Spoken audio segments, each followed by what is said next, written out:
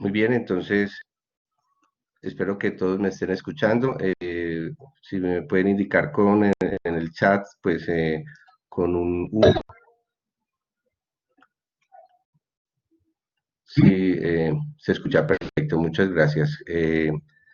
Entonces, espero que entonces esta presentación del día de hoy, pues las preguntas en la medida de lo posible, pues las hagamos al final. Para esta presentación tenemos dos invitados, son dos ingenieros, el Juan Pablo Gaviria Cardona y Miguel, Miguel Naranjo, Miguel Naranjo. Entonces, ellos son ingenieros en nanotecnología, Miguel es ingeniero de sistemas. Vamos a iniciar con la presentación de Juan Pablo Gaviria, quien tiene preparado para el día de hoy una simulación con Python. Entonces, voy a pasarle a Juan Pablo también como moderador para que entonces empiece su presentación.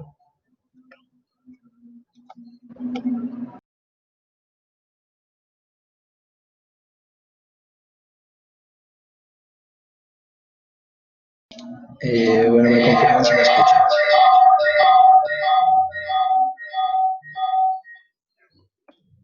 Bueno, me confirman si me escuchan, por favor. Yo creo que sí. Listo. Bueno, entonces, como Jorge nos dijo, yo soy Juan Pablo Gaviria, soy estudiante pues ya del último semestre, ya estoy esperando la graduación de Ingeniería en Nanotecnología. Eh, y ustedes se estarán preguntando por qué yo como ingeniero en nanotecnología acudo a utilizar simulación en Python. Y resulta que nosotros como ingenieros en nanotecnología, muchas veces, bueno, la nanotecnología se define como el estudio y la manipulación de la materia a escala nanométrica. Y como nosotros trabajamos con materia tan pequeña, nosotros muchas veces no vemos qué es lo que estamos haciendo realmente en el laboratorio. Entonces, como nosotros no vemos eso, como nosotros no sabemos qué es lo que realmente estamos haciendo, nosotros muchas veces tenemos que acudir a herramientas que nos permitan eh,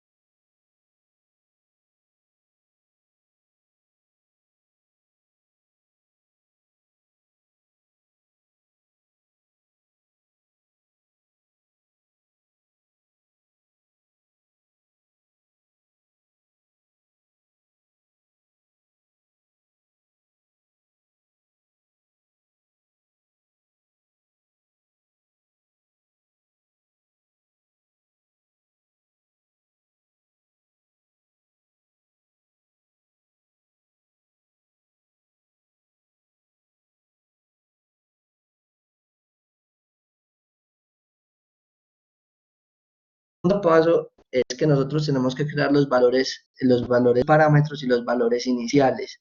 Entonces los parámetros van a ser, vemos las ecuaciones. Las ecuaciones son b por i, esto es una variable, entonces este no le tenemos que dar un valor, pero sí le tenemos que dar un valor inicial. Entonces el primero es b, que significa que tanto se contagian las personas, ¿cierto? Pero este lo vamos a hallar de último porque para hallar b tenemos que encontrar otros valores, que son el que tanto se recuperan, que tanto se mueren, el número de la población inicial, que vamos a hacer 4 millones, que es aproximadamente lo que hay en Medellín, y vamos a hallar el R0, que es como el radio de propagación, que fue lo que ya les expliqué, que tantas personas pueden contagiar un infectado en un día. Entonces iniciamos con P, entonces parámetros. P va a ser igual a 4 millones, 1, 2, 3, 1, 2, 3. La otra será el DA. Entonces, ¿qué es el DA? El DA es cuántos días dura un infectado con la enfermedad y puede contagiar a otros. Entonces, pongámosle que en medio alguien con la enfermedad puede durar 14 días con el virus, ¿cierto? Y contagiando a las personas. Y el A es 1 sobre el DA, que es la razón, o sea, es la razón de que tanto pueden contagiar las personas. Entonces, las personas pueden contagiar 14 días. Entonces, ese será A igual a 1 sobre DA. Listo. Ahora sigamos con el mismo, es como lo mismo, pero con los muertos, que tanto se mueren. Entonces, el DM, lo vamos a llamar DM, será igual y más o menos las personas duran 25 días, digamos que duran 25 días en morirse con el coronavirus. Entonces, será 1 sobre 25, perdón, será 25 días. Y después el M serán 1 sobre DM. ¿Cierto? Entonces acá ya tenemos ya tenemos A, ya tenemos M y ya tenemos P. ¿Cuál falta? Nos falta B, que lo que B es importante porque es qué tanto contacto hay entre las personas. Y este B puede cambiar de acuerdo a digamos que si hay cuarentena o no hay cuarentena, si todas las personas están en el centro, en contacto entre ellas, etcétera, ¿cierto? Entonces, para hallar este B, nosotros primero tenemos que definir el radio de propagación, el cual será alrededor de 3.5, y B será igual a R0 por o sea, el radio de propagación por las personas totales, el radio de propagación por las personas totales, por las personas que se recuperan más las personas que se mueren, A más M, y todo esto dividido sobre las personas susceptibles, ¿cierto? Entonces, las personas susceptibles, el SI inicial, pues es 0. Entonces, nosotros acá vamos a tener que definir también nuestras ecuaciones, las condiciones de frontera, ¿cierto? Entonces, acá vamos a definir condiciones de frontera, porque miren que acá tenemos que agregar el SI, que serían las personas susceptibles al inicio. Entonces, con valores de frontera iniciales. Acá tenemos que agregar nuestras condiciones iniciales, las cuales las tenemos acá.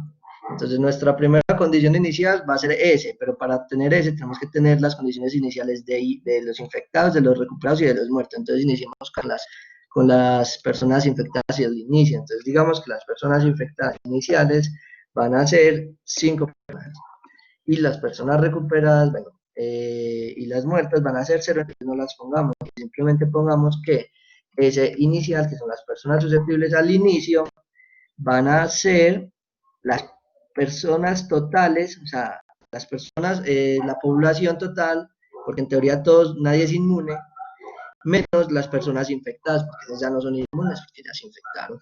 Entonces será P menos I inicial. Y entonces ya ahora sí nosotros podemos encontrar B, ¿cierto? Vamos a decirle que nos muestre que es B. Entonces ya lo que sigue, vamos a ver los pasos. Ya tenemos creados los parámetros y ya tenemos creado las condiciones iniciales. Ahora lo que sigue es crear nuestro sistema de ecuaciones diferenciales, que cuál sería agregar esto, ¿cierto? Entonces para eso, miremos que acá él nos pide que agreguemos una función. Entonces para eso vamos a crear una función, entonces definimos la función y la vamos a llamar sir M, porque entonces este modelo se llama SIR, que son las iniciales de cada palabra, más la M, que serían los muertos, y pues está bastante documentado, y más ahorita con toda esta crisis. Y pongámosle solf y BP. Entonces así se va a llamar esa función. Y como parámetros, miremos que acá le tenemos que entregar T, primero T, eso es importante, y después el vector de nuestras ecuaciones. Entonces, T será nuestro tiempo, nuestro eje X, y Y, ¿cierto? Entonces, para crear nuestro Y, nosotros tenemos que crear un vector de la siguiente forma. Este vector lo tenemos que crear, porque entonces en cada una de estas posiciones, él me va a llenar esta variable, el resultado de esta variable, ¿cierto? Entonces vamos a crear este vector que daría S, I, R, M, que serían todas nuestras variables, y es igual a Y. Entonces ya en esta Y se va a almacenar este vector de acá. Entonces si nosotros le decimos que nos imprima Y, él nos va a tirar que tenemos un vector de columnas, ¿cierto? Entonces esos son 4 columnas, 1, 2, 3 y 4. Y después lo que tenemos que agregar son nuestras ecuaciones, como nos dice aquí en la documentación, tenemos que agregar nuestro de Y de T, y que nuestro Y serían nuestras 4 ecuaciones, S, I, R y M. Entonces tendríamos que decir, es de el ds por el dt igual a, vamos a ver la ecuación, b por i por s sobre p. Eso pues ya lo vimos. Entonces, menos b por i por s sobre p. Entonces acá la primera condición, la que se va a evaluar, será el i inicial y el S inicial. Entonces esa va a ser nuestra primera condición que se va a evaluar, y con esos primeros datos él me va a calcular. La otra sería DI dt igual a, copiamos esto pero en positivo. Bueno, acá no sale una alarma, pero es porque todavía no lo hemos usado, ¿cierto? Pero entonces no es problema, ahorita lo vamos a usar. Acá sería los recuperados con respecto al tiempo igual a, sería, bueno, acá me faltó algo, acá me faltó los que se recuperan y los que se mueren. Entonces acá esto iba en negativo y sería A por los infectados menos M, que son que tanto se mueren, por los infectados, que tanto se mueren los infectados. Y el DR sería este término de acá, el término de recuperación, y el de M, que es como cambian los muertos con respecto al tiempo, sería este valor de acá, de que tanto se están muriendo, pero positivo. Listo. Entonces acá ya definimos nuestro sistema de ecuaciones diferenciales y le decimos que nos devuelva los valores de S de t, de I de t, que son pues que sería nuestra variable, ¿cierto? Entonces estos valores me los va a almacenar en el vector Y, ¿cierto? Entonces, o sea, no es que los almacene ahí, sino que ahí, con cada una de estas posiciones, él me va a, o sea, en estas posiciones de Y, entonces en S va a tomar esta primera de S de T, ¿cierto? Esta primera. Después en I, que serían los infectados, me va a tomar DI sobre DT. Después en DR sobre DT, me lo va a poner en R, y así sucesivamente. Y ahora, entonces ya tenemos nuestra ecuación, nuestro sistema de ecuaciones. Listo, ahora vamos acá a los pasos, y lo otro que tenemos que hacer, bueno, entonces ya creamos nuestro vector con las ecuaciones, y lo otro que tenemos que hacer es crear nuestro mallado del eje Y, del eje T, que es decir, cómo me va a evaluar cómo me va a evaluar estas ecuaciones de acá. Entonces, porque si no le decimos T, pues él va a suponer que T es igual a 0 y no me va a calcular estas variables respecto al tiempo, que eso es lo que queremos ver. Entonces, por eso tenemos que crear el mallado. Sin embargo, este método nos permite crear el mallado cuando estemos llamando la solución. O sea, cuando estemos instanciando esta clase. Entonces, veamos acá y le decimos que esto se debe hacer con un test-pan. Entonces, la forma de hacer, bueno, entonces, tenemos que llamar la instancia. Entonces, esta instancia la vamos a crear en una clase, en una variable llamada sol, ¿cierto? La solución la vamos a guardar en una clase que se llama sol. Entonces, sol es igual a, después instanciamos solve y bp. Entonces, solve y bp. Y entonces acá empezamos a agregar. Primero tenemos que agregar la función. A ver, acá como que me están preguntando. No. Bueno, sigamos. Entonces acá primero tenemos que agregar, vamos otra vez acá, la función. ¿Y cuál es nuestra función? Sirm es esta de acá, ¿cierto? Pero entonces la llamamos, ¿listo? Después nosotros tenemos que agregar nuestro mallado y como entonces que vamos a evaluarlo entre 0 y 120 días, pues inicialmente a ver cómo se comporta. Después nosotros tenemos que agregar nuestro Y0, pero entonces acá pasa algo. Si nosotros simplemente colocamos estos valores iniciales, pues como que no va a saber en qué posición colocarlos. Entonces nosotros tenemos que crear un Y0 que sea de esta misma forma, que sea un vector, para que él sepa que la primera condición de frontera sea para S, que la segunda sea para I, y así sucesivamente. Entonces decimos que Y0 va a ser igual a SI, o sea, los infectados iniciales, los recuperados iniciales. Bueno, tenemos que crear también entonces los recuperados iniciales, que serían igual a 0, y los muertos iniciales igual a 0, ¿cierto? Entonces, acá sigamos los recuperados iniciales y los muertos iniciales. Y entonces miremos que acá ya, entonces esta S se va a evaluar con esta primera ecuación, que sería las personas susceptibles. Y después esta I se va a evaluar para esta variable de acá y así le vamos a dar pues, solución a nuestro problema. Entonces acá ya llamamos nuestro vector de Y inicial, pues que serían los valores iniciales. Y bueno, lo vamos a dar hasta ahí, no vamos a agregar más. El método por ya predeterminado, configuración predeterminada, él va a realizar esta solución con el método rungecuta4, pues de orden 4, ¿cierto? Y ya vamos a ver pues qué es lo que nos va a arrojar.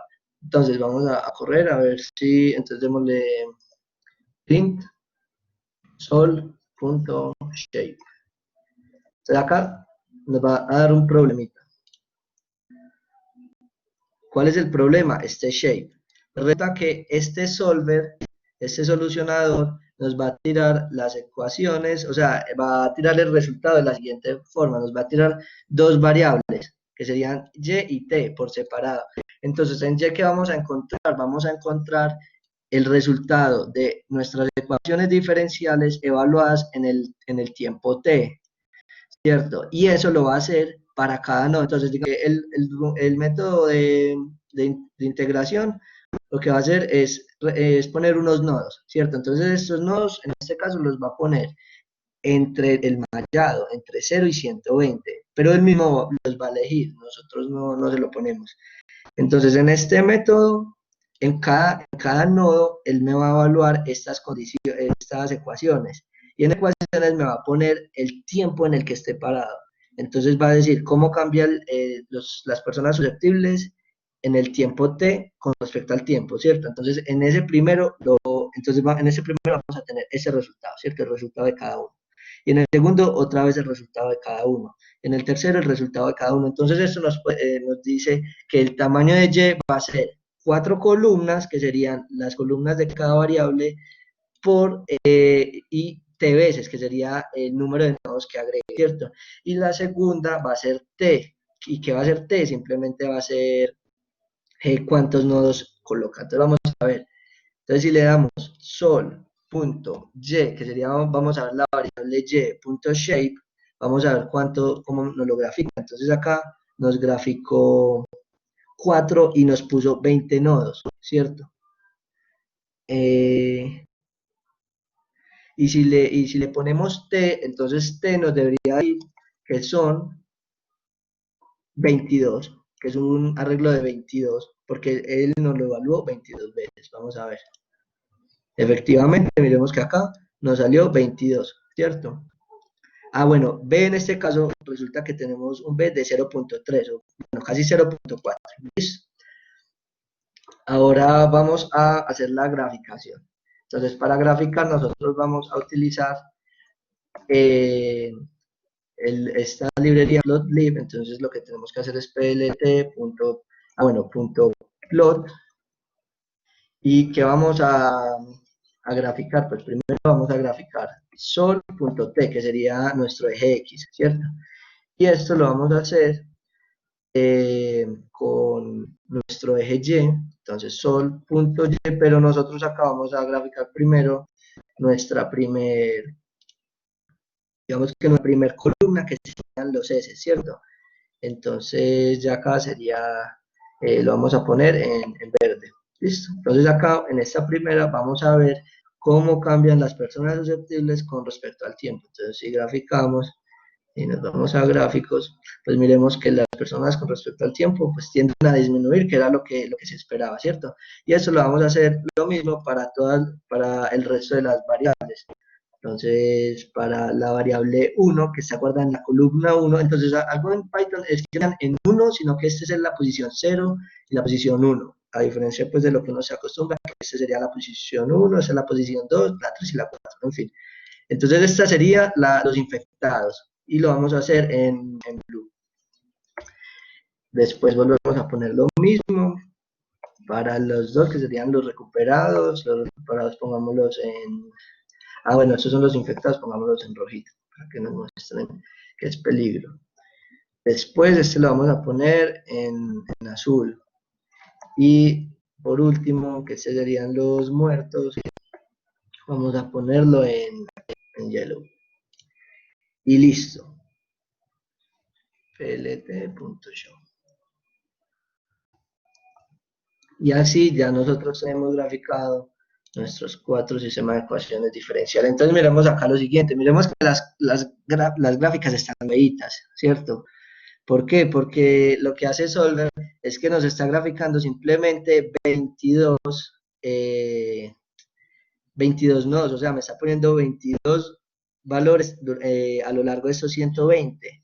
Y eso es lo que pasa, es por el método pues graficador. Simplemente él lo que hace es hacer unos promedios y entre punto y punto, como el ejecuta de cuarto orden, utiliza una aproximación de 4, lo que hace es poner 4 puntos a lo largo de digamos, de cada gráfica, y después gráfica el promedio entre esos dos. Y como es de orden 4, el error que tira es muy poquito, entonces después, por eso va a necesitar menos puntos para dar un error bajito pues de la solución. Entonces uno puede utilizar otro solucionador que necesite colocar más nodos, y este podría ser el ESODA. El ESODA es un método que viene de Fortran, entonces pues es un poquito viejo. Incluso hay otra librería que hace lo mismo, pero se llama ODEINT, y en esa la diferencia es que, bueno, el método predeterminado y el único método que utiliza es el ESODA, y lo otro es que uno debe crear el mallado, se crea diferente, pues se crea por aparte, entonces acá uno ya le pasaría el valor de t, pero esta es más nueva y permite más métodos y más configuraciones. Entonces, si le damos el ESODA, paremos acá, bueno, no paremos, voy a mostrar, le voy a decir que me imprima la solución de t y que me imprima el tamaño. Entonces acá vamos a ver que como el ESODA utiliza, digamos que tiene que colocar más nodos para que pueda hacer más, el error de la solución sea mejor, pues él va a tener que agregar más nodos en T. Entonces miremos cómo. Si yo lo grafico, él no me hizo 22 como lo teníamos acá, sino que él me agregó 65, ¿cierto? Vamos a poner esto ya un poquito más grande. Él me agregó 65 nodos en el eje X, entonces miren que ya la solución ya está más suavizada. ¿cierto? Otra posible solución que le podríamos dar a esta curva de acá sería agregar un spline que haría lo mismo, haría un promedio entre punto y punto y suavizaría las curvas. Y listo, ya nosotros entonces acá tenemos nuestra ecuación, nuestro sistema de ecuaciones diferenciales solucionados. Entonces miremos que la verde sería las personas susceptibles. Entonces las personas susceptibles empiezan a disminuir a medida que las personas infectadas, que sería el rojo, empieza a aumentar, ¿cierto? Entonces miren que a medida que esta disminuye, esta aumenta. Y con el tiempo ya las personas se van a empezar a recuperar o a morir. Entonces podemos decir que de acá a acá pasaron alrededor como decimos acá, 14 días en que las personas se recuperen. Entonces, más o menos, pues ahí hay 14 días. Y lo mismo con las personas muertas. Pero entonces veamos algo, entonces ya aquí es donde los gobiernos empiezan a tomar decisiones con respecto al pico, que es muy preocupante. Entonces miramos que acá nosotros no estamos teniendo en cuenta que las personas se aíslan, entonces esta rata disminuye. ¿Qué pasa si nosotros disminuimos estos 14 días en que las personas pueden contagiar a otras personas? Digámosle que 6 días. Entonces, como disminuimos 6 días, este valor de A va a ser menor, lo que va a significar que las personas se van a... no, acá me equivoqué, disculpen. Nosotros tenemos que mover es el contagio, el contacto entre las personas. Y este contacto entre las personas se da bueno, sí, se da con A y se da con M. Entonces ese A y ese M van a disminuir, ¿cierto? Entonces pongámosle acá 6 días. Entonces acá este valor va a disminuir y como disminuye, esperaríamos que este pico disminuya. Entonces vamos a ver. Efectivamente, pues no disminuyó, pero se demoró. A ver, veamos. Sucedió más rápido que las personas, digamos, la crisis o el pico sucede más rápido, ¿cierto? Sin embargo, tenemos un mayor, entonces, claro, tenemos un mayor número de B, que es el que nosotros imprimimos acá, que B lo que significa es que tanto hay contacto entre las personas y como hay más contacto entre las personas, este pico de contagio sucede más rápido. Entonces vamos a poner este DA quieto y movamos, que es uno de los factores más importantes, el R0. Entonces recordemos que con el coronavirus el R0 es muy alto, o sea, el promedio de contra las personas es muy alto. Entonces si nosotros le damos acá un valor menor, pongámosle 1.5, lo que podemos ver es que no va a haber, digamos que infección. ¿Por qué? Porque entonces lo que significaría es que estamos incumpliendo una de estas condiciones. Entonces, como incumplimos una de estas condiciones, que sería esta, la B, no va a haber infección. Entonces, aumentémosle un poquito más, 2.5. Entonces, miremos, aquí, por ejemplo, ya teníamos 1,5 millones de personas contagiadas, ¿cierto? Que se contagiaron. Acá, si disminuíamos considerablemente el radio de contagio, significaba que las personas o se recuperaban o se morían más rápido. Y si nosotros ponemos un promedio de 2.5 de contagio, significaría que las personas están teniendo menor contacto entre las personas, que es lo que se busca con la ¿cómo se dice? Con la cuarentena. Entonces miremos que acá los infectados, el número de infectados disminuyó por allá 1,000,000, no sé, 1,000,000 de personas, mientras que ahorita estaba por acá en 1,5 millones de personas. Entonces miremos que por eso es que los gobiernos han estado insistiendo en que evitemos el contacto contra las personas. Entonces acá lo importante pues no es tanto ese resultado, sino que es ver que nosotros con este tema de ecuaciones diferenciales y solucionador podemos darle solución a las ecuaciones, a los sistemas, para poder hacer modelos que nos permiten predecir en dónde se van a presentar los mayores picos o en dónde le tenemos que poner cuidado a las diferentes variables de nuestro problema, etcétera. Bueno, muchas gracias. Yo creo que ya se me acabó el tiempo. Si tienen alguna pregunta, pues me levantan la mano.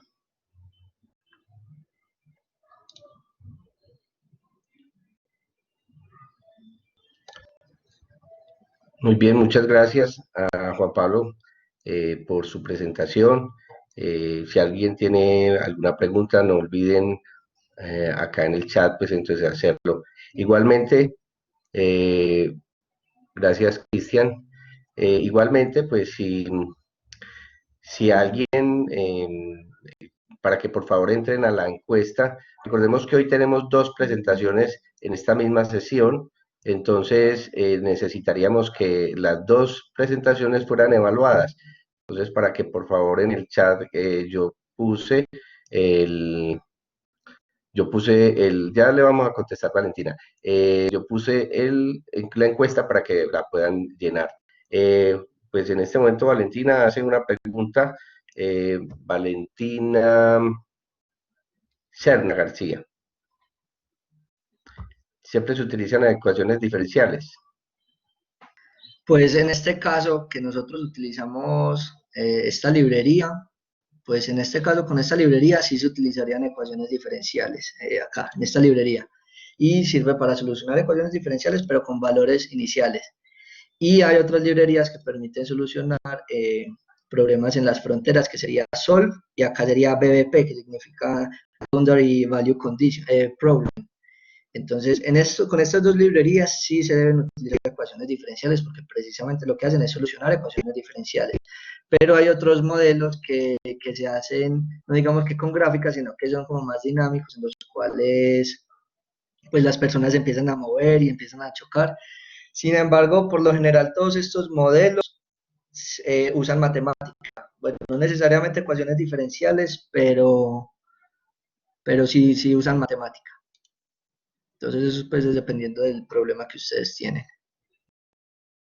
Sí, para complementarle a Juan Pablo, en este caso existen otros tipos de, digamos, de modelos, de otras técnicas, desde las matemáticas que se pueden utilizar para la simulación, ¿cierto? Porque si ustedes quieren hacer modelos predictivos, pues hay unos modelos, dependiendo también de la respuesta, de la variable de respuesta, pudieran tener modelos de regresión lineal o modelos de regresión logística, ¿cierto? Donde se trabaja es la ecuación de la línea recta. Y pues como vamos a ver enseguida en la próxima presentación, también pudieran utilizar sistemas de reconocimiento de patrón como los que se utilizan con las redes neuronales, ¿cierto? Entonces, nosotros podemos tener muchas herramientas matemáticas para abordar el mismo problema. Lo que pasa es que hay que empezar a mirar ciertos elementos de condiciones en el momento en que se está analizando el problema.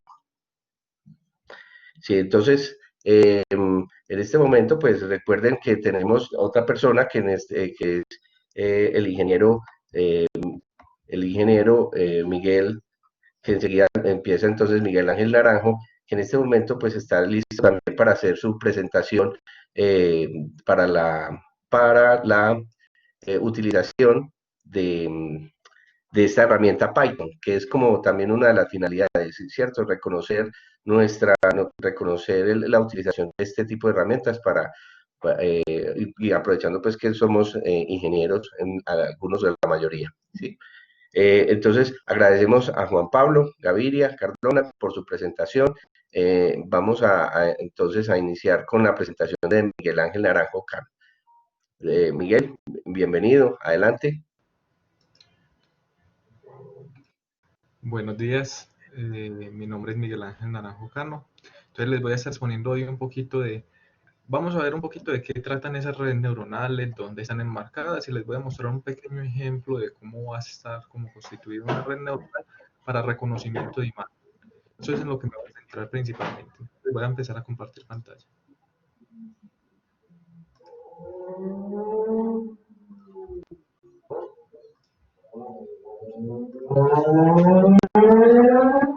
Pantalla por el chat.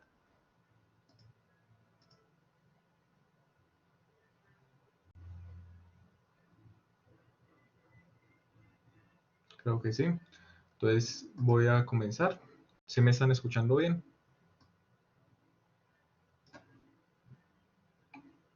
Listo. Bueno, entonces comencemos un poquito hablando de qué es esto de redes neuronales con Python.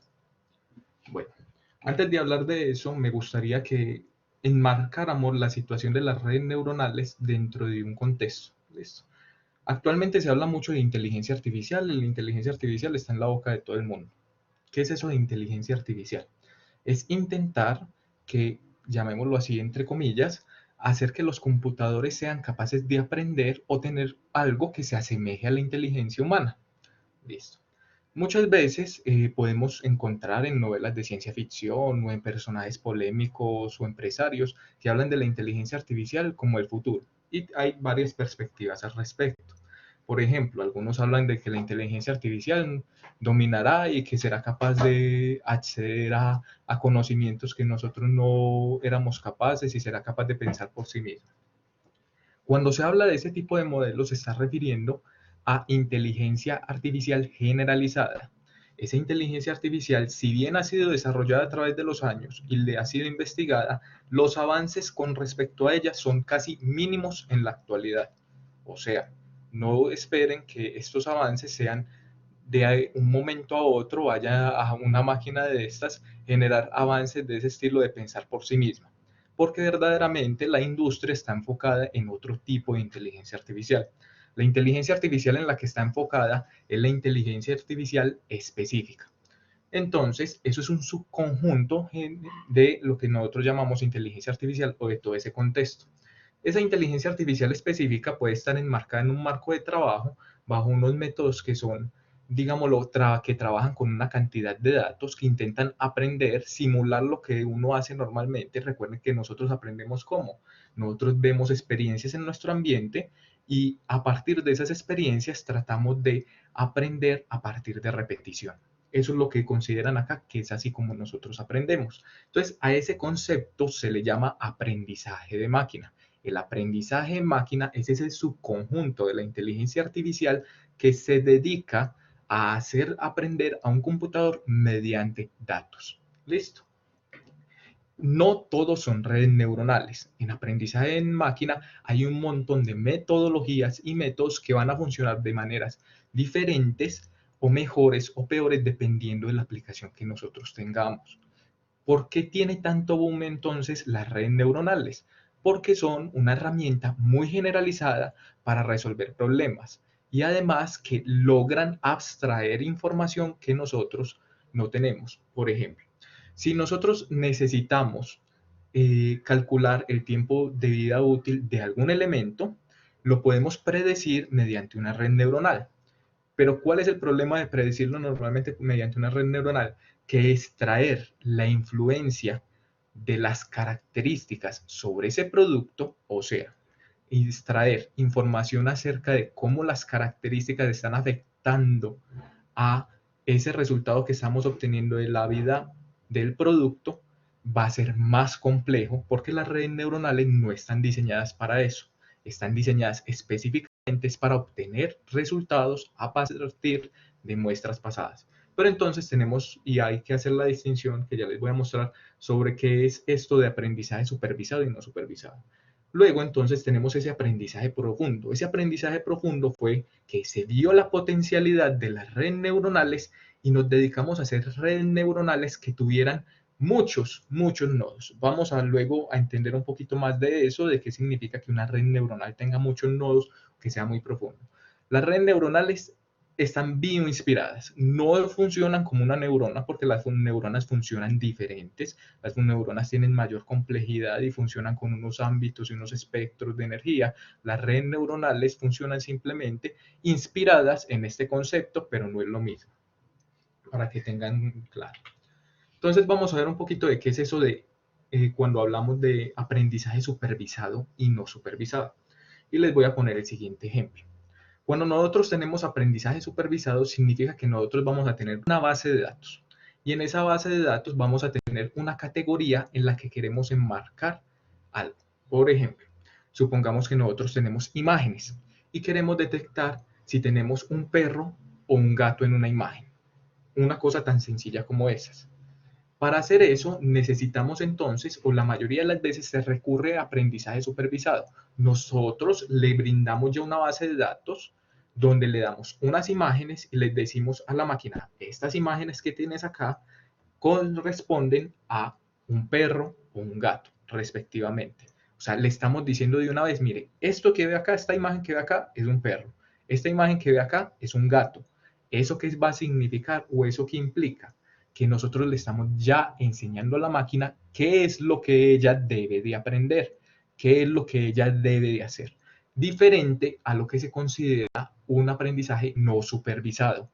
Los aprendizajes no supervisados se encargan de clasificar, aglomerar o agregar conjuntos. Por ejemplo, cuando tenemos un grupo de clientes y deseamos aglomerarlos en diferentes, saber cómo pueden estar constituidos esos clientes de mi base de datos, qué diferentes tipos de clientes hay, pero no tenemos una clasificación específica, podemos utilizar el aprendizaje no supervisado.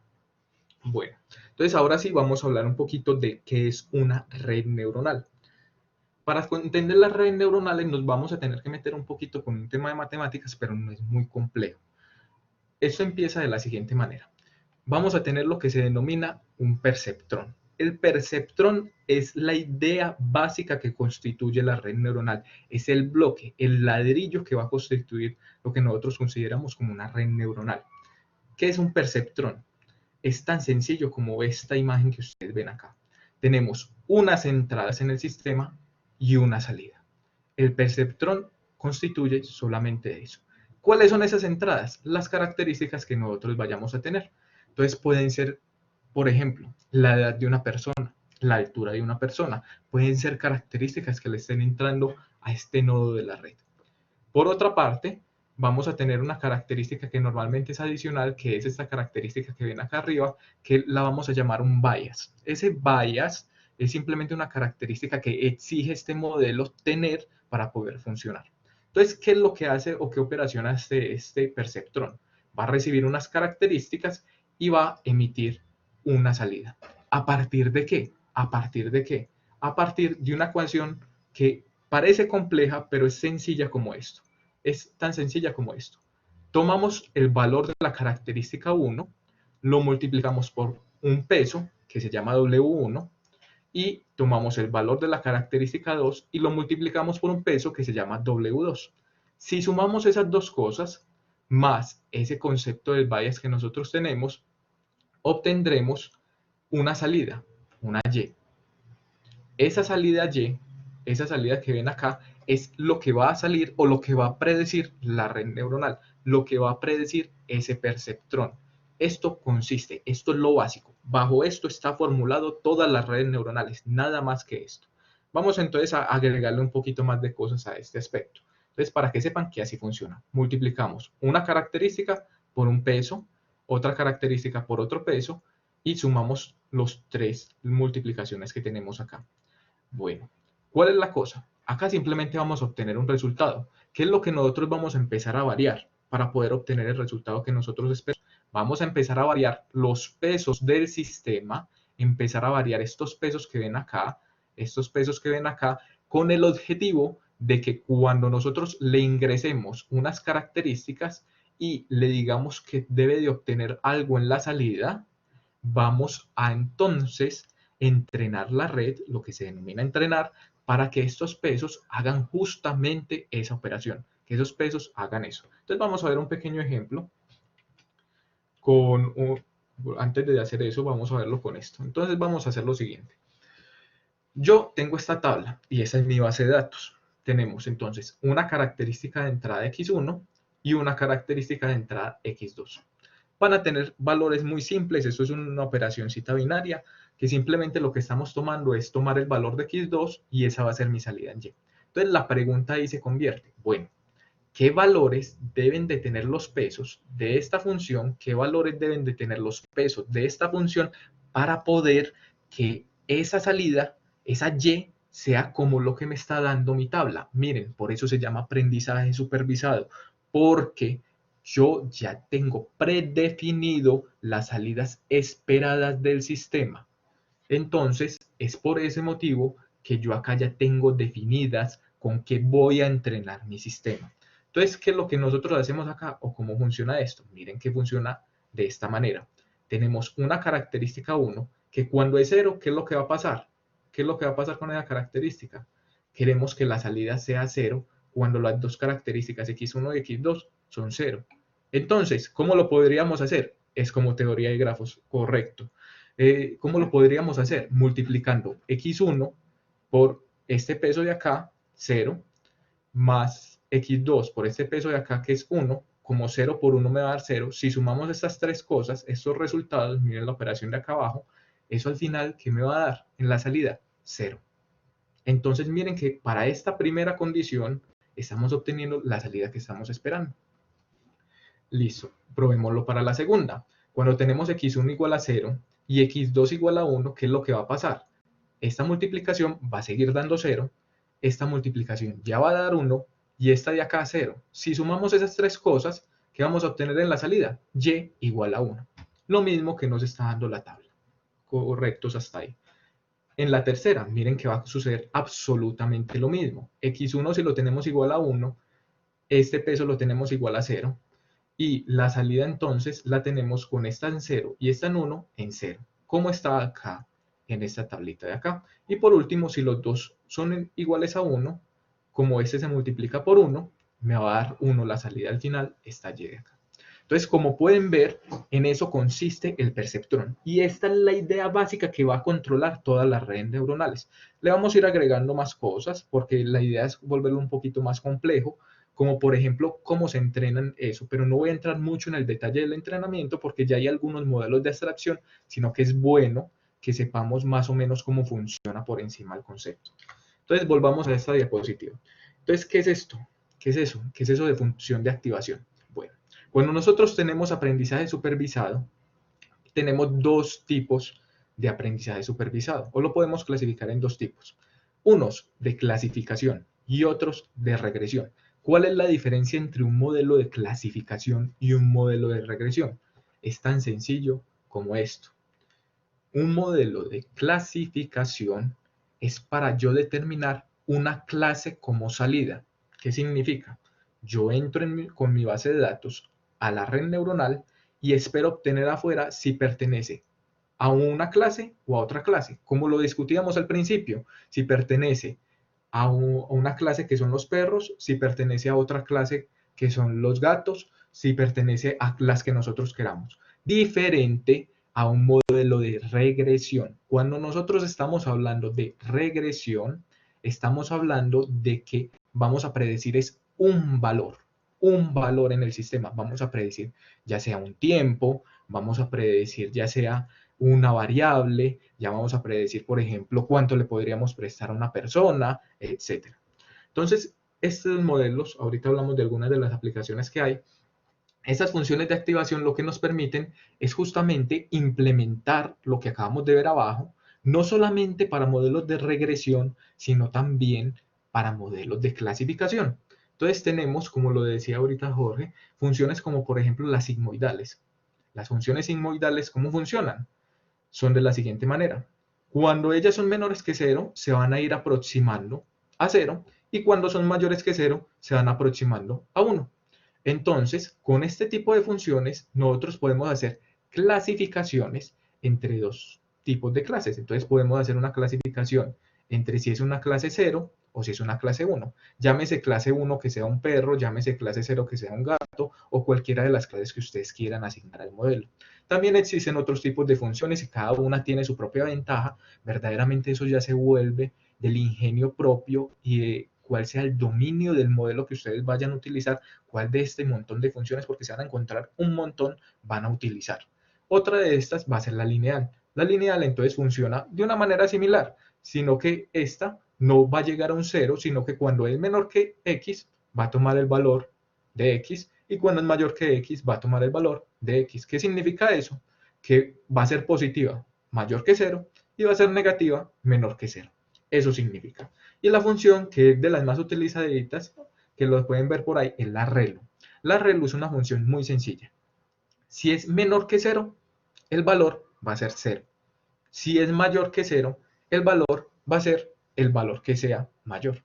Entonces, ¿eso qué me va a significar? Estos modelos me ayudan a, digámoslo así, aplanar las curvas y poder hacer que esos modelos que abajo funcionan con números los podamos utilizar para clasificación. Ese es el concepto que quiero que les quede principalmente de esto. Por debajo simplemente lo que vamos a hacer es ponerlos en una función, lo podemos ver más específicamente y cada una tiene sus ventajas y desventajas, pero el concepto es ese básico. Esto va a funcionar para darnos la posibilidad de clasificar. Posteriormente, entonces, vamos a ver este ejemplo. ¿Cuál es el problema del perceptrón? Cuando inventaron este perceptrón, se dieron cuenta de un problema. Este tipo de operaciones que se conoce como la operación SOR, no la puede realizar un perceptrón. No hay manera de que uno cuadre esos pesos que ven ahí, W1 y W2, para que un único perceptrón lo realice. O en este caso, ya voy a utilizar el término de manera intercambiable, que una única neurona lo realice. Entonces, no hay motivo, no hay manera, no hay forma de que una única neurona realice ese procedimiento de hacer esa operación que ven en esta tabla de acá al lado derecho. No hay forma. Entonces, ¿qué utilizaron o qué solución le dieron a ese problema? Lo que nosotros ya sí conocemos como una red neuronal, que son el conjunto de coger un montón de esas bolitas y aglomerarlas en una función. Entonces, ¿cuál es el funcionamiento de esto? Vamos a tener unas entradas, lo que nosotros llamamos las características o las columnas de las bases de datos, o como ustedes lo quieran o lo tengan organizados sus datos, vamos a tener esas entradas. Recuerden que depende del dominio del modelo. Vamos a tener unas capas internas, o también se llaman capas ocultas en el modelo, y una capa de salida. ¿Listo? ¿Qué es lo que va a suceder entonces acá? Cada una de esas neuronas, llamémoslo así, lo que va a hacer es va a recibir cada una de las entradas de las capas, cada una de las entradas de las características, y va a realizar la operación que vimos antes. Esa misma operación la va a realizar. Posteriormente, la salida de esa neurona va a pasar a distribuirse en las otras salidas de las otras neuronas. Esta es un funcionamiento, una arquitectura básica de una red neuronal. Estas se llaman capas densas. ¿Por qué se llaman capas densas? Porque como pueden ver, todas las neuronas están conectadas con todas las otras neuronas de la siguiente capa. Por eso se llaman capas densas. Existen infinidad de tipos de capas, infinidad de tipos de arquitectura, y acá es cuando viene a jugar su innovación, su planteamiento y su interés que tengan respecto a la temática para encontrar soluciones mucho mejores. Entonces, como podemos ver, al final, para nosotros obtener nuestro resultado, simplemente lo que hacemos es tomar la salida de cada una de las neuronas y hacemos la operación, la misma operación que hicimos con el perceptrón anterior, sobre una salida o una capa de salida. Entonces, así funciona una red neuronal. Ese es el funcionamiento básico de una red neuronal. Pero entonces, ¿cómo se entrena eso? Hay un concepto que se llama el backpropagation. Y es algo similar a lo que nos estaba mostrando ahorita Juan Pablo. Se basa en algo así, en algunas derivadas y en un concepto que se llama el gradiente conjugado. Yo no voy a entrar en mucho detalle de cómo funciona el backpropagation, porque ya hay muchos modelos de Python que lo hacen de manera automática, pero sí los inspiro a que ustedes hagan la búsqueda en la temática, porque no es el único método que existe para entrenar una red neuronal. Yo, por ejemplo, voy a utilizar uno que se llama el método de Adam, que tiene unas ventajas significativas sobre este método de backpropagation. ¿Qué consiste ese backpropagation? Entran mis características, las meto en mi red neuronal, se calcula capa por capa mi red neuronal y obtengo la salida. ¿Esa salida qué va a ser? Lo que la red neuronal está prediciendo. Entonces yo comparo aquello que predice la red neuronal con aquello que dice mi base de datos, aquello que yo tengo en la base de datos, como si fuera la clase o el valor que debe tomar esa característica, esos valores para mi salida. ¿Qué hace entonces la red neuronal? Calcula el error, y a partir de ese error y mediante unas actualizaciones de las derivadas se va a ir devolviendo capa por capa, haciendo que cada uno de los pesos de estas capas se actualice. Y de esa manera, si yo corro este procedimiento varias veces y en bases de datos grandes, cuidado con esto, es muy importante, las redes neuronales se van a retroalimentar de bases de datos que sean de gran tamaño. Ese es el principal problema que enfrentan hoy las industrias para aplicar estos modelos. Si no tenemos datos, es difícil implementar esto. ¿Listo? Entonces, si ustedes piensan o están pensando, por ejemplo, en implementar esto en la industria, tengan en cuenta que lo primero que tienen que empezar a hacer es empezar a probar de una vez con lo que ustedes quieran hacer, empezar a recolectar datos. Los datos son supremamente importantes para estos tipos de aprendizaje, como el aprendizaje de máquina y estas redes neuronales. ¿Por qué son supremamente importantes los datos? Porque entre mayor cantidad de datos ustedes tengan, mejor les va a ir. Y además, ahí empiezan a jugar también la invención de ustedes con respecto a que tienen que saber qué características son importantes para su modelo. A veces uno cree que algunas características son importantes y luego cuando realiza estos modelos obtiene predicciones que tienen un error significativamente alto. Eso puede significar que las características que tomé no son importantes. Es por eso, y está ahí el core de la complejidad de estos modelos, en ustedes saber y empezar a recolectar datos en sus ambientes de donde estén laborando o donde estén trabajando. Entonces, eso consiste en el backpropagation. Simplemente obtenemos el error y a partir de ese error, mediante un concepto que se llama el gradiente conjugado, vamos a actualizar los pesos capa por capa de atrás, o sea, desde la predicción hacia las características. Bueno, entonces vamos a ver cuál es otro problemita que tenemos con las redes neuronales, porque yo les mostré que acá tenemos una única salida, pero la salida, recuerden que si nosotros queremos hacer clasificación, puede ser como 0 y 1. 0 significa que va a ser de una clase, 1 significa que va a ser de otra clase. Entonces, vamos a ver cómo funciona en clasificación. ¿Listo? Supongamos que nosotros tenemos dos imágenes, una de un perro y una de un gato, como las ven ahí. Entonces nosotros queremos pasarle esas imágenes al computador y que él nos diga, ¿lo que hay en la imagen es un perro o lo que hay en la imagen es un gato? ¿Listo? Entonces, para hacer este procedimiento, lo que debemos hacer es que recuerden que las imágenes están constituidas por píxeles. Cada uno de esos píxeles tiene un valor en una escala de 0 normalmente a 255. Entonces, verdaderamente, la red neuronal no está viendo eso como una imagen. Ella la va a estar viendo como un conjunto de números. Yo me voy a enfocar en las redes neuronales sencillas como las que mostré anteriormente, pero para este tipo de clasificaciones que son basadas en imágenes, existen redes neuronales que se llaman redes neuronales convolucionales que poseen mejores características de predicciones que las redes neuronales de este estilo, o sea, tienen menor error en la clasificación. Entonces, si nosotros vamos a hacer una clasificación de este tipo, nosotros vamos a obtener una salida.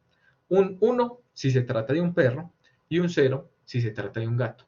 Pero entonces vamos a suponer que nosotros no solamente queremos clasificar perros y gatos, sino que tenemos otra mascota en la casa. Entonces así sería la estructura de la red. Tenemos una única salida, que esta salida, esta neurona nos va a dar un 0 si es un gato, un 1 si es un perro. Pero ¿qué pasa entonces si nosotros también queremos clasificar una tortuga, además de un perro y un gato? Ya tenemos 3 clases. Y recuerden que esta neurona acá es una única. Y recuerden que las funciones que tenemos acá arriba, las funciones de activación, funcionan bien, pero solamente entre 2 valores. Entonces, ¿qué es lo que va a suceder? Para poder hacer clasificaciones de más de 2 tipos, tenemos que hacer una metodología que se llama el One Hot Encoding. ¿Qué significa? ¿Qué significa esa metodología? En vez de tener una única salida, ya vamos a tener 3 salidas. 3 salidas como lo ven acá. Una salida va a corresponder a si se trata de un perro, otra salida va a corresponder a si se trata de un gato y otra salida va a corresponder a si se trata de una tortuga. Entonces, miren la diferencia principal. Como las redes neuronales tienen esa limitación, uno tiene que realizar un one-hot encoding. No sirve solamente llevarlo a una característica de 0, 1 y 2, porque esto nos va a presentar problemas por cómo funciona matemáticamente por debajo de la red. Entonces, lo ideal es hacer esto, separar al final 3 neuronas que nos van a dar respectivamente. Una neurona nos va a decir si es un perro, si se trata de un perro o no. Otra neurona nos va a decir si se trata de un gato o no. Y otra neurona nos va a decir si se trata de una tortuga o no. Si nosotros hacemos este procedimiento, ustedes van a poder ver que entonces estas salidas pueden ocurrir problemas, como por ejemplo, que el Y1 de 1, o sea que si la red neuronal identifique que es un perro, pero al mismo tiempo que identifique que es un gato. Entonces, ¿qué decido ahí? ¿Cómo lo hago? La solución que encontraron para ese problema es asignarle a cada una de estas salidas, en vez de un 1 o un 0, una probabilidad. Una probabilidad. El Y1 va a imprimir la probabilidad de que sea un perro.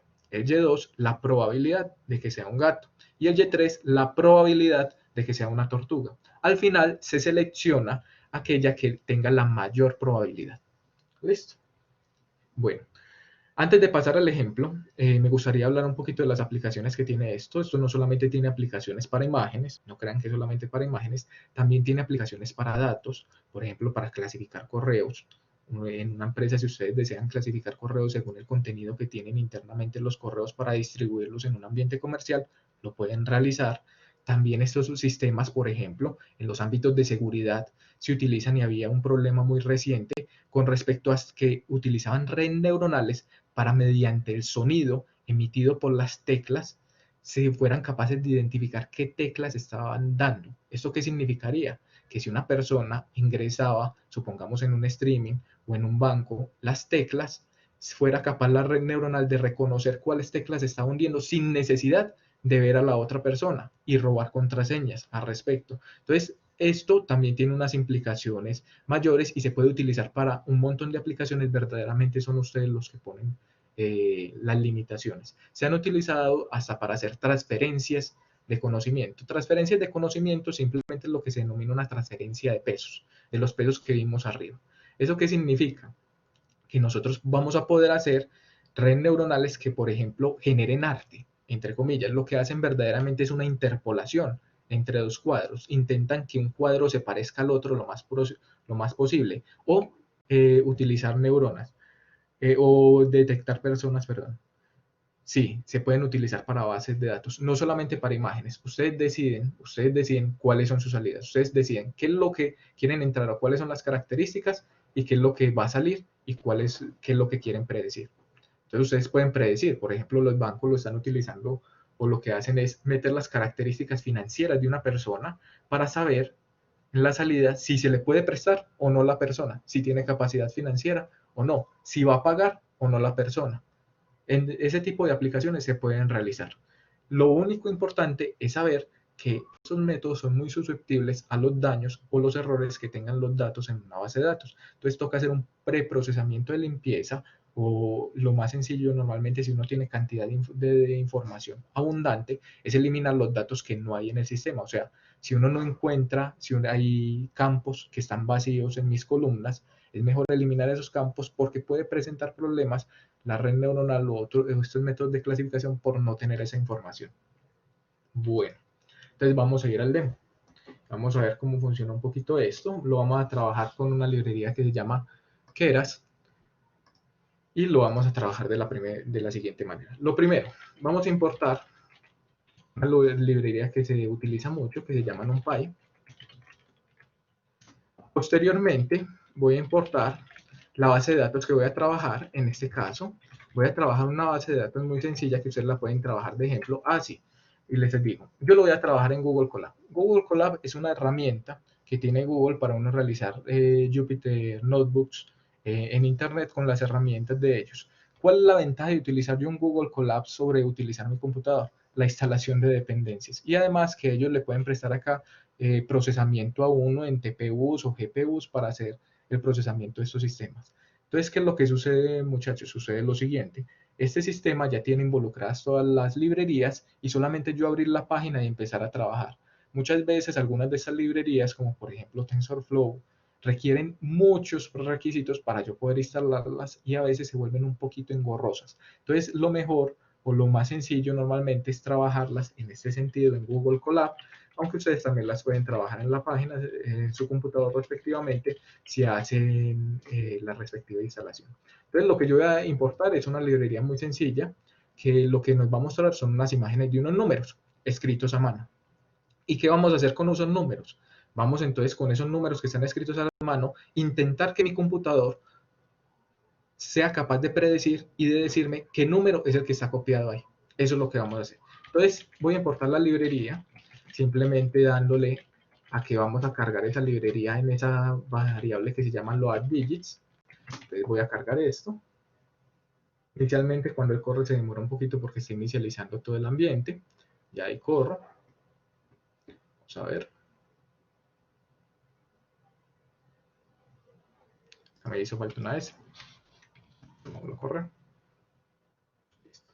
Luego vamos a importar una librería que simplemente la importo para que veamos cómo es los datos. Listo, entonces acá simplemente esta librería no nos va a servir sino para ver con qué datos estamos trabajando de una manera gráfica.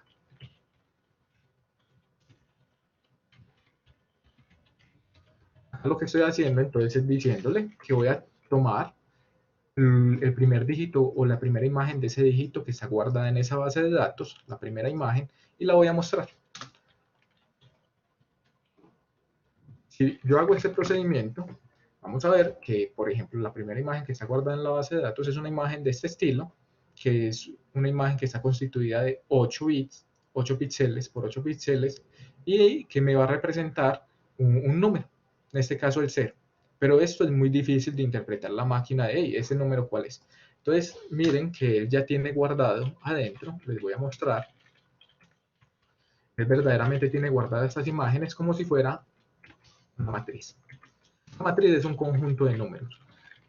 Y además, él tiene guardado cuál es el respectivo número que está asignado. Entonces, miren que lo que ustedes ven en esta imagen verdaderamente son este conjunto de números que están en esta matriz. Y este de acá, que lo llaman acá el target, es el número que ustedes pueden ver en la foto.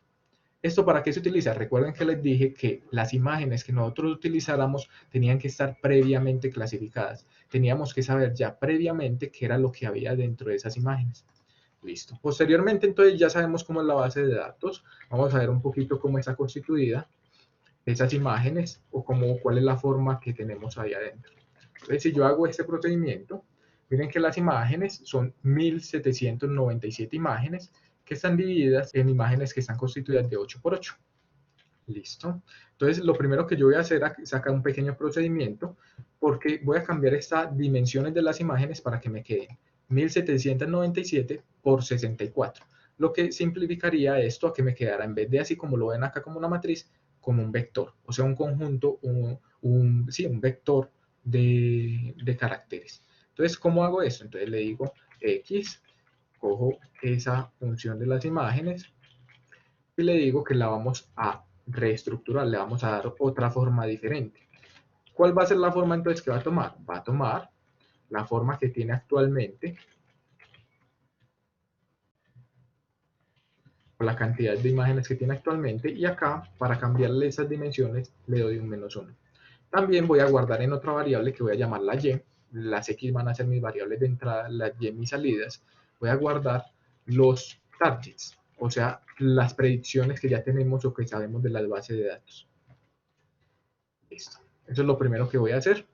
Si yo hago este procedimiento, simplemente me van a quedar guardadas ahí esas dos variables. Vamos a ver si ese x sí tiene una forma correspondiente. A ver, exacto. Ahí está, 1700 por 64. Miren que lo único que hice fue cambiar de una matriz a un vector. Listo. Entonces, luego de hacer ese procedimiento, como yo les dije, como acá tenemos 10 posibles clases, ¿10 cuáles? El 0, el 1, el 2, el 3, el 4, el 5, el 6, el 7, el 8 y el 9, 10 clases, tengo que hacer un procedimiento que, como les dije allá, se llama One Hot Encoding. Porque si nosotros miramos, por ejemplo, el target, miremos, por ejemplo, qué hay guardado en el primer valor de esto, ustedes van a ver que hay guardado un número, ¿cierto? 0. Tenemos uno más adelante, a ver si encontramos un valor diferente. Un 2, por ejemplo. Entonces, este tipo de valores no nos sirven para nuestra red neuronal. Necesitamos entonces hacer un procedimiento que se llama One-Hot Encoding. ¿Cómo lo hacemos? Hay una librería, la mayoría de estas cosas se trabajan por librerías, de sklearn, que se llama justamente así, One-Hot Encoder. Y que nos va a permitir cambiar esta base, estas targets que están así en números, a un vector que va a tener un 1 dependiendo de cuál sea la clase que esté activada. Entonces, les voy a mostrar eso cómo funciona. Sería One Hot Encoder. Y voy a simplemente instanciar acá esa librería que acaba de entrar. Le voy a meter acá un valor que no es una librería que está, no es una variable que va a estar es dispersa. Eso es un concepto de las matrices que se utiliza para hacerlas más pequeñas. Luego voy a cambiarle la forma a ese valor de la y. lo voy a volver que sea un 1, porque como pueden ver acá, yo no se los mostré, mira, yo lo muestro acá, punto shape. Él tiene 1797, pero no tiene ninguna coordenada, ningún valor, ninguna componente de cuántos elementos tiene en el segundo componente. Si hay una forma específica para esa clasificación, ya lo vamos a ver, y se conserva en la misma secuencia numérica con ese reshape. Esto no me va a alterar la secuencia numérica de los datos que tengo ahí guardados. Pero si ustedes lo quieren hacer con otra secuencia, lo pueden hacer y pueden mezclar los datos. Ya les voy a mostrar que al final de todos modos los vamos a mezclar con una técnica de división que vamos a utilizar. Luego, simplemente aplico ese método o esa metodología que hice anteriormente, ese One Hot Encoder, lo aplico a justamente a esos datos que tengo. Entonces, acá, como este va a ser lo que ya tengo transformado, lo voy a volver a llamar bien. Entonces, este procedimiento lo único que hace es que si ya miramos, por ejemplo, el valor de Y0,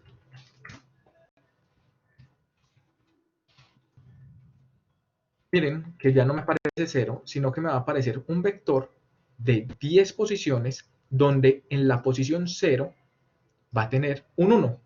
Y eso es lo que hace. Si volvemos a mirar, por ejemplo, el 2, miren que ya, como este era 2 en la salida, miren que va a tener en la posición 2 un 1. Eso es lo que consiste el One Hot Encoding. Y eso nos va a ayudar un montón después para realizar el procesamiento. A ver qué preguntas tengo por acá. ¿Hay otra forma de realizar este procedimiento? Solo este. No, hay muchas formas de realizarlo. Hay muchas formas de realizarlo. Este procedimiento lo podemos realizar, además de con esta metodología de redes neuronales, con otras metodologías como los K-vecinos, o también podríamos implementar funciones gaussianas, otro montón de metodologías que tienen el aprendizaje de máquina. Con redes neuronales lo voy a enfocar a este lado, pero verdaderamente lo pueden hacer de varias formas. Estas son solamente una metodología. Hay otras metodologías que, por ejemplo, lo que van a utilizar es de una vez ya esta matriz sin necesidad de convertirla, que esas como se utilizan en las redes convolucionales, y entonces que no toca hacer estos pasos previos. Listo.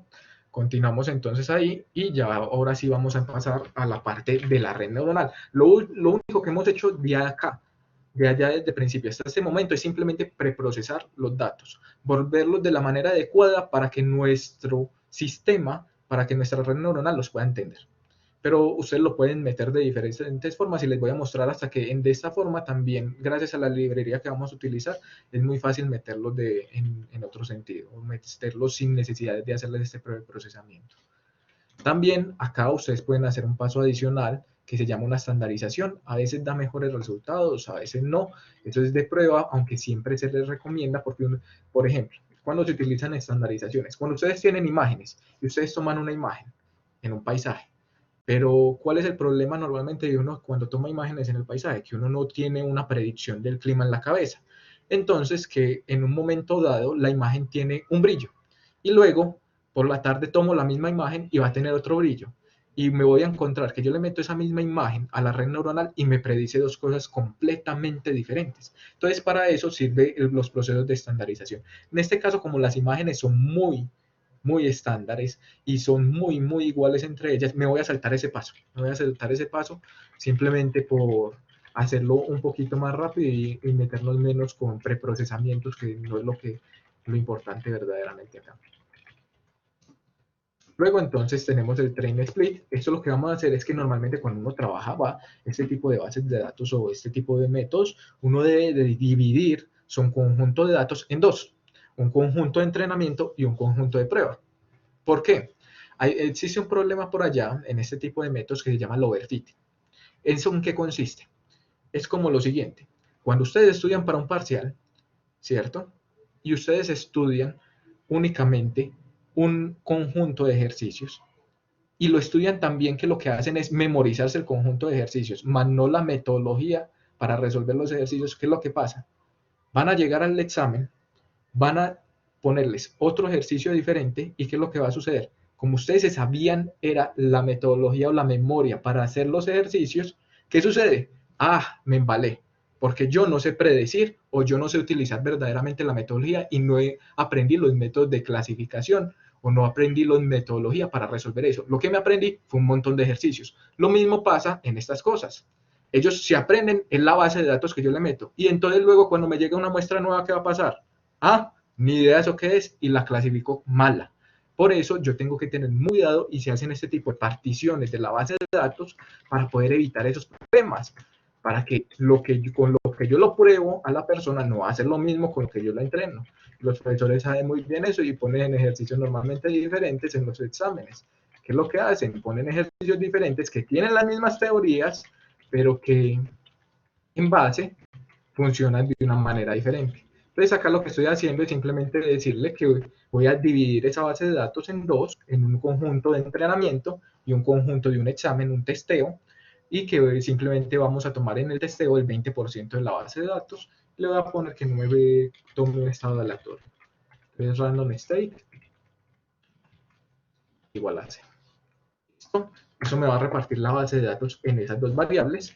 Y ahora sí, empezamos por fin a realizar la red neuronal. Solamente hasta este momento empezamos a realizar la red neuronal. Ahí ustedes pueden ver que verdaderamente estos modelos son intensivos a veces mucho en el preprocesamiento y postprocesamiento que toca hacer de los datos en vez del verdadero entrenamiento. Van a ver que para hacer una red neuronal con esta librería solamente son cuestiones de 4 líneas, nada más.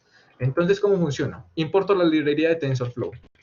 Hay otra librería que voy a utilizar que es la de Keras. Entonces voy a importar de esa librería de TensorFlow la librería de Keras. Luego de importar esa librería de Keras, voy a importar de esa librería de TensorFlow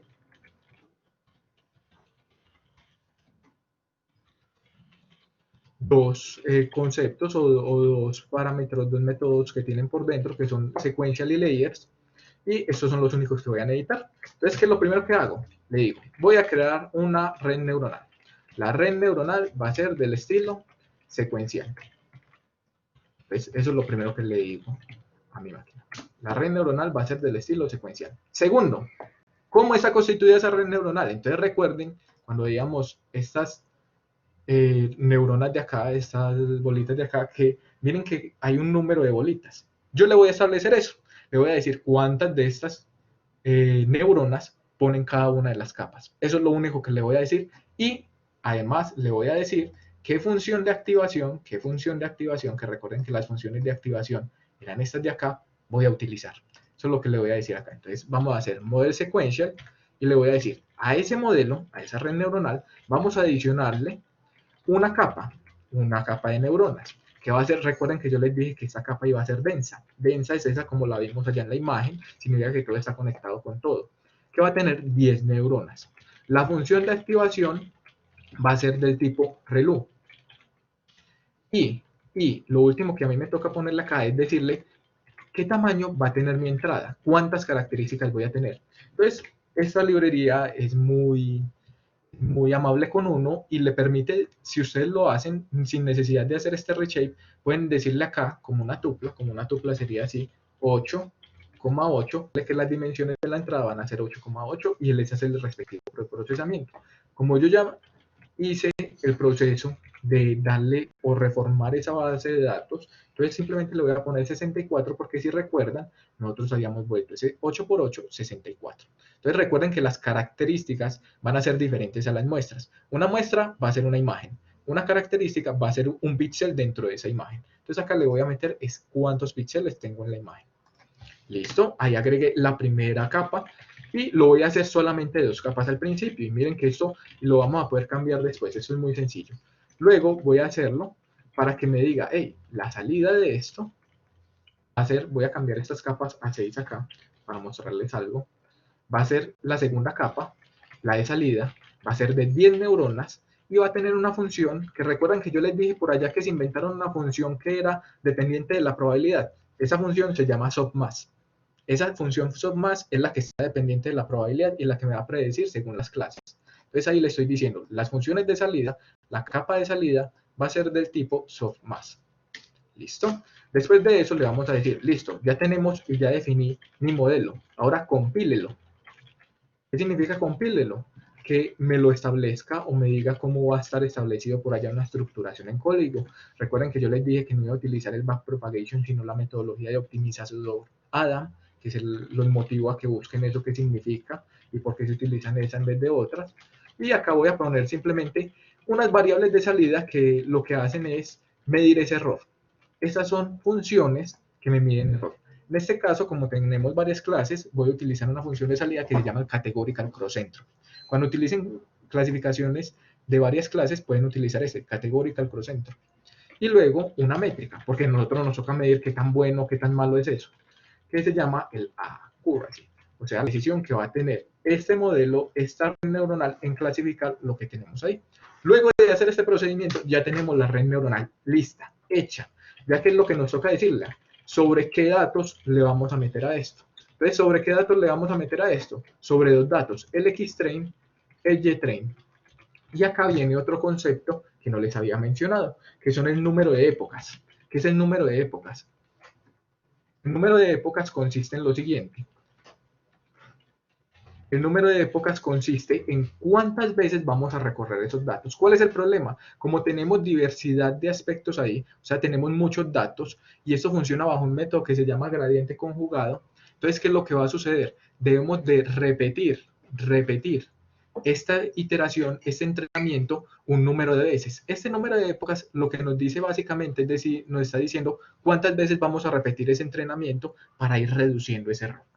Si le ponemos más, va a funcionar, va a llegar a un mínimo más grande, pero como les dije, entre más entrenemos sobre el X-Train y el Y-Train, tenemos una dicotomía ahí, que nos vamos a adaptar o nos vamos a memorizar más los ejercicios y vamos a ser capaces menos de predecir posibles resultados. Y además, podemos tener mayores tiempos de cómputo cuando son modelos más grandes, no tan chiquitos como este.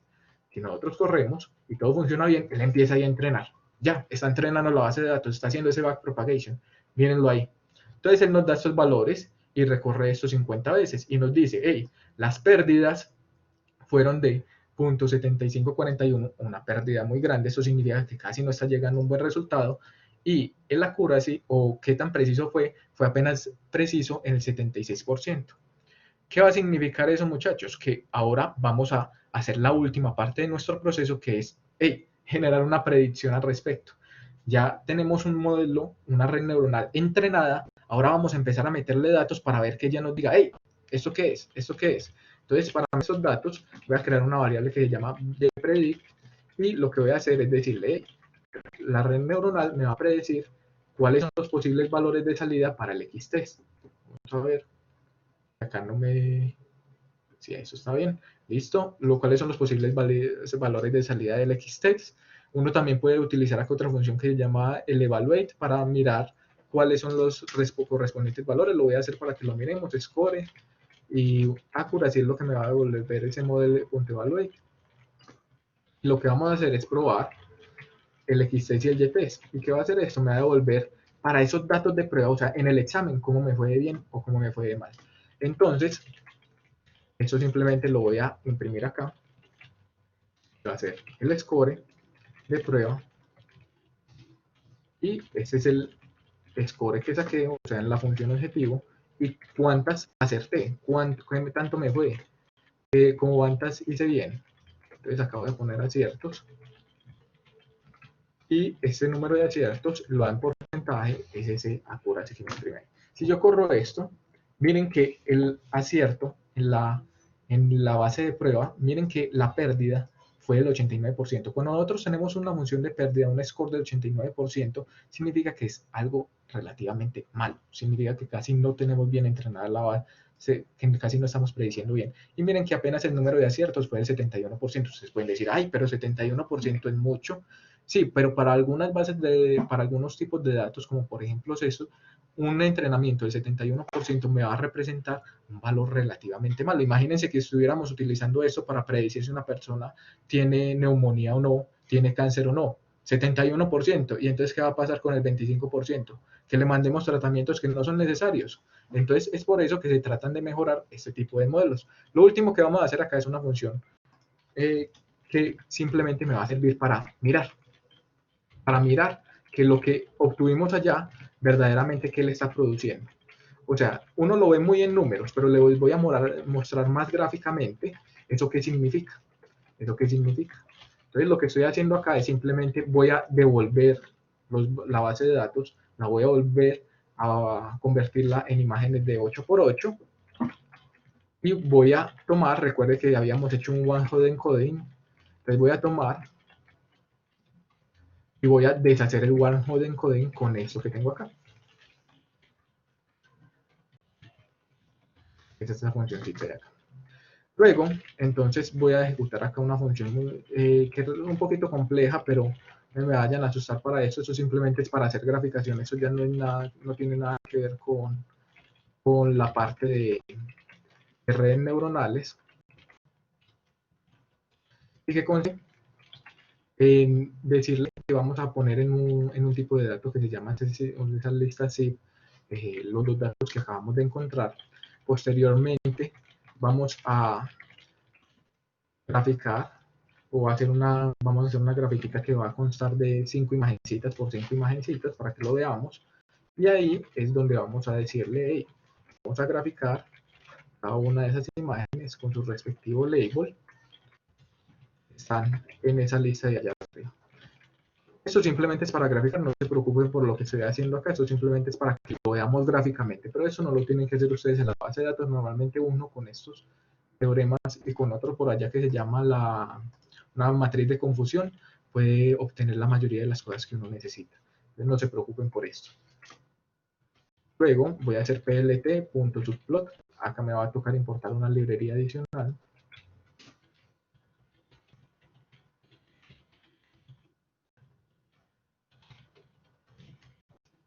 Que es la de matplotlib, que es la que me va a servir para graficar.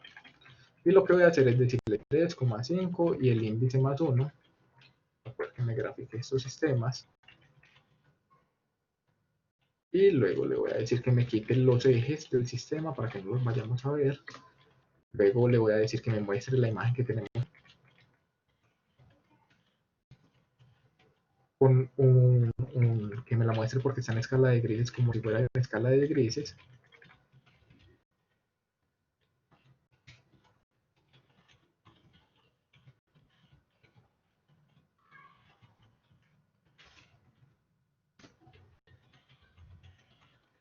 Y por último le voy a decir que me diga como título, le ponga cada uno título de esos, la variable que haya él predecido como ser, o sea, lo que la red neuronal haya predicho. Le doy acá, vamos a correr esto, me dice que acá invalid syntax, me hizo acá falta 2 puntos, corre, se demora un poquito en importar la librería, pero no hay problema. Vamos a ver ahí no me equivoqué. Acá me hizo falta mi igual. Listo, ahí está. Entonces miren que acá me está mostrando lo que la red neuronal predijo arriba y abajo me está mostrando lo que la imagen que le pasó a esa parte de la red neuronal. Entonces ustedes pueden ver que por ejemplo acá el 6, ustedes reconocen este 6, pero la red neuronal lo predijo como un 7. Ese es el problema. Este 8, ustedes lo reconocen como un 8. La red neuronal lo predijo como un 2. Y así sucesivamente. ¿Cómo podemos mejorar entonces ese resultado? Me voy a volver para acá y voy a empezar a implementar o aproximarme cada vez más a lo que se conoce como Deep Learning. Entonces, ¿qué es eso de Deep Learning? Agregarle una capa más. Decirle, señor, le voy a agregar una capa más de neuronas que va a ser de 10. En este caso lo voy a poner a primera de 6 para que no me queden características y esta de 10, pero esto es simplemente intuición acá. Es mover estos hiperparámetros verdaderamente y le pongo una función de activador rel. Entonces ya eso, en vez de solamente tener una capa interna que es esta superior, ahora voy a tener 2 capas internas. Vamos a ver eso qué diferencia hace en los resultados del modelo. Si yo ejecuto nuevamente esto, acá layers, yo ejecuto nuevamente esto, miren que ya la pérdida es mucho menor y la precisión se subió a 0.95. Miren que solamente agregar una única capa, en este caso, me mejoró la cantidad o la veracidad que va a tener esa red neuronal para hacer predicciones. Miren que ya los errores que cometía antes, ya ella los corrigió y ya fue capaz de hacer predicciones más verídicas de la base de datos que tenemos. Y eso era lo que les tenía preparado hoy.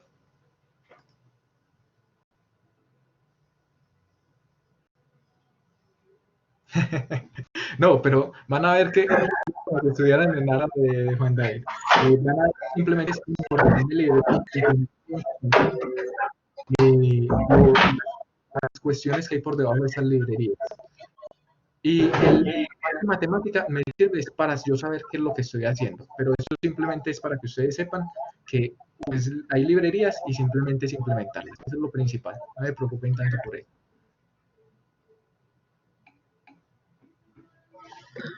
Sí, yo creo que una de las cosas importantes para todos es que uno tenga a veces el horizonte hacia dónde debe caminar. Pues yo sé que muchos están iniciando, algunos ya están terminando, pero este tipo de presentaciones, el objetivo que tiene es mostrar ese panorama de lo que se está trabajando y hacia dónde estamos o debemos apuntar nuestros saberes, nuestros intereses. Entonces, Miguel, muchas gracias, muy pertinente el trabajo que nos has mostrado, las tecnologías que se están utilizando. Juan Pablo Gaviria también, pues muy interesante y muy pertinente para lo que pues estamos viviendo en la actualidad. A todos los que asistieron, muchas gracias por estar acá. Recuerden, por favor, hacer la encuesta, es muy importante para nosotros. Esta grabación, entonces, quedará pues para que ustedes, si algún momento quieren volverlo a repetir o a volverlo a mirar, pues me comentan y entonces yo les comparto esta grabación, ¿cierto? Entonces, no sé si tienen alguna inquietud adicional. Insisto, muchas gracias a todos por asistir. Tuvimos una asistencia de alrededor de 97 personas, entonces me parece que fue muy buena la asistencia en general. Eh, Quiero recordar que Miguel y Juan Pablo pues son socios en una empresa y ellos trabajan, la empresa se llama Antipol y entonces son tecnologías que se están utilizando y que son muy apropiadas para su quehacer en todo momento. Muy bien, sí, sí, muchas gracias. Los profesores también, el apoyo, gracias por traer a los estudiantes, por invitarlos. Eh, yo sé que acá había personas también de externas. Muchas gracias por entrar, por atender la invitación. Entonces, ya siendo las 11:05, pues entonces damos por terminada las charlas.